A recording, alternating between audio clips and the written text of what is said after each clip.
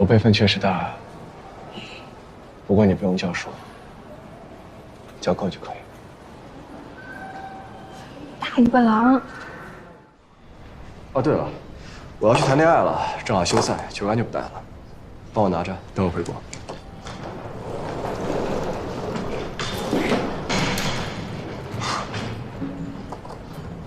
啊，真帅！帮你喝点什么吗？我去买。你们去吧，宝贝啊。哎，行，那帮我们看上行李。行，去吧，走。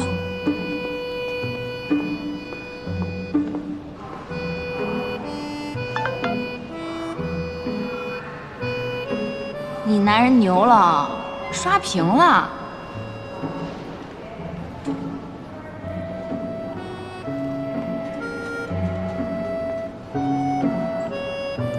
怎么戴上帽子了？傻了？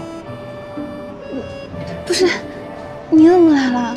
我送你去比赛，顺便去一趟球房，然后办点手续。快坐下，快坐下，你别被人看见了。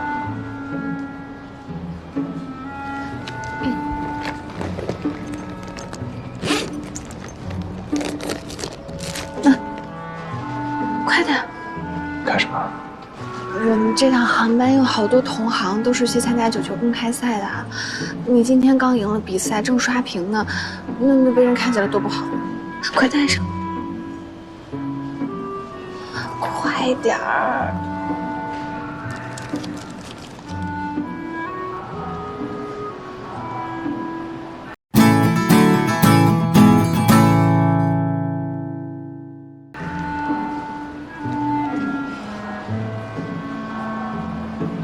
对了，我妈今天跟我说，贺老给她打过好几个叙旧的电话，都是在说你的。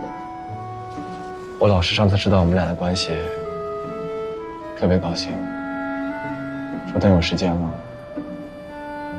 一定带你去家里。去你老师家里啊？对，去外面的话也不方便，年纪大了不好走动。不是，我不是想去外面，我就是，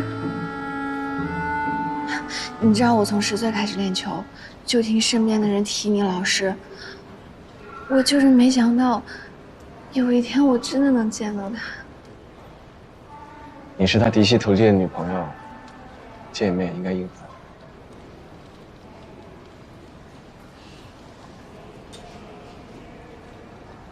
你话虽然这么说，但你知道吗？我认识你之前啊，一直觉得贺老的徒弟都是叔叔啊、伯伯那一辈的，就连最小的江阳也比我哥大6岁。没想到有你这么个漏网之鱼。我辈分确实大，不过你不用叫叔，叫哥就可以。大尾巴狼。